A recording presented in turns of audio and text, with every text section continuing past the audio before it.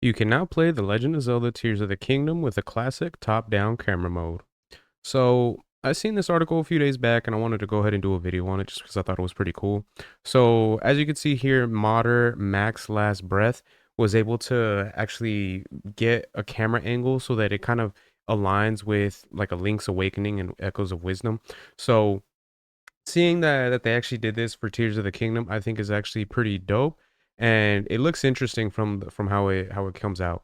So obviously, when you think of like Link's Awakening, like the older version, or even like the remake, it has that classic top down look where you're just kind of seeing how it plays and everything like that from above Link's perspective, kind of a thing, and just kind of seeing around you. Now there are some people that were kind of criticizing it, stating that they felt like it was a little bit weird just because of the fact that like Breath of the Wild and Tears of the Kingdom, their main purpose is for like exploration.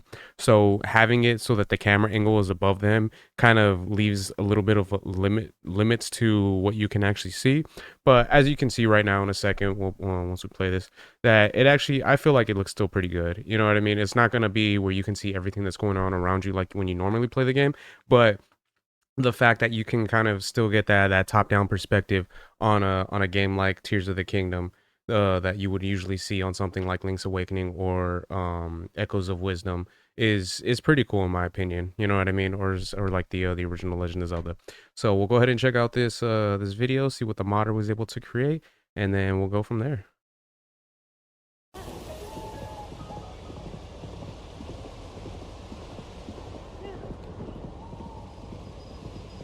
Let's bring the volume just a little bit. All right, that might be good.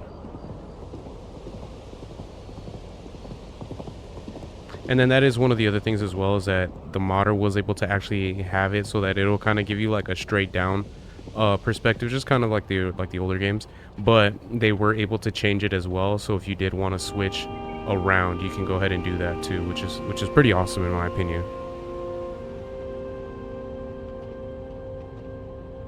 So I don't know, man. I think this is cool the way they were able to do this. And then as you can see, they can kind of you can turn the camera around, kind of get it a little bit more into how Link would want to look around, which is pretty cool. Especially considering that, like I said, some people were complaining that there was limitations as to what you can see in your perspective. When you're able to switch out the camera like that, move it around and everything, it does kind of alleviate that issue a little bit with, you know what I mean, everything being around you. See, I think this is awesome, man. The fact that they were able to actually create this.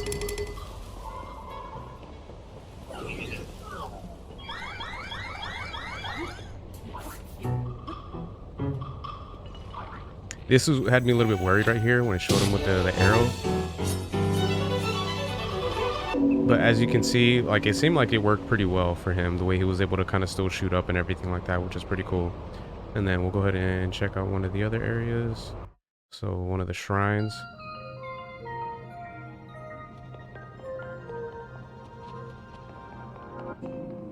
So as you can see, like I stated earlier, there was a little bit of like limitation as to what can be seen around Link and everything, and what you might be able to see and kind of go around. But at the end of the day, with how many people have played Breath of the Wild and Tears of the Kingdom, I feel like you can kind of more or less get an idea of what you need to do for the most part, especially if you've beaten this game and you know it like pretty well. And then let's go ahead and see some of the stuff he's going to be doing. So I haven't seen this part of the video, so this is actually pretty new to me as well.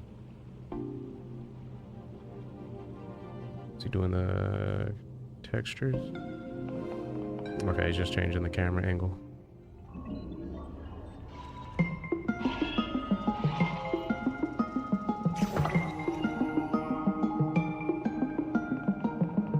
Okay, so it was a little like mini cutscene, which was pretty cool the way they're able to stop it.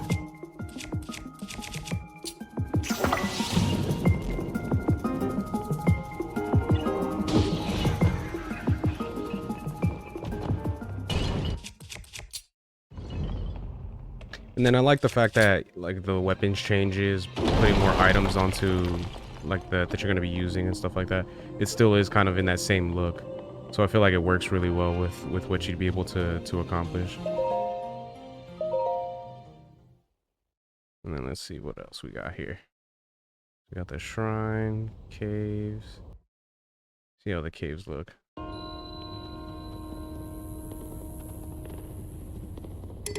This I feel like would get a little bit weird because of the fact that, you know, with the textures and everything around the cave, like right here, as you can see, the rocks getting in the way and everything like that, it'd be kind of difficult for some people. But at the same time, the fact that this individual was able to actually still achieve you being able to get through the caves and everything like that, I think is awesome with this kind of angle. Now, I'm kind of wondering what it would look like when you go down to the depths, if that would be an issue as well. Let me see if there's anything. Gerudo Desert Combat. What else? Open world exploration. So yeah, it doesn't look like there's anything like in the depths per se that you can actually check out yourself just yet. But I'm sure, you know, with people that were able to actually play this mod, you can get that perspective. And again, I think it's really cool the fact that the arrows when you're shooting them are able to work as well as they do. Because I feel like with it switching from, you know, behind the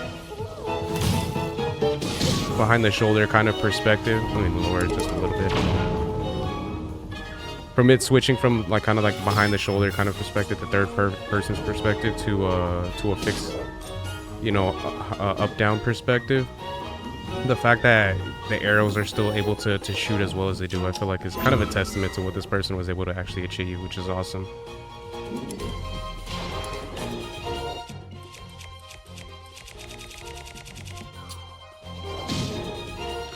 Alright, so we'll leave it here. We'll check out some of the open world.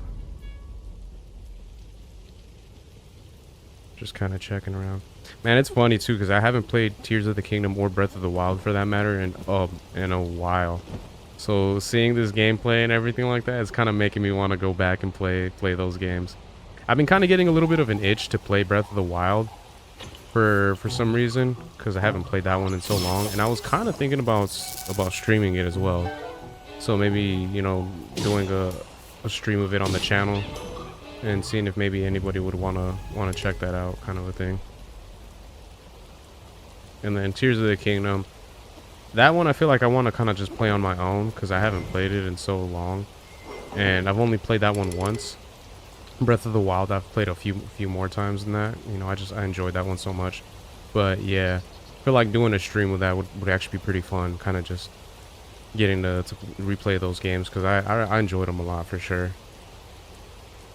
Just some extra exploration, nothing crazy. And yeah, just kind of gliding around, which is awesome.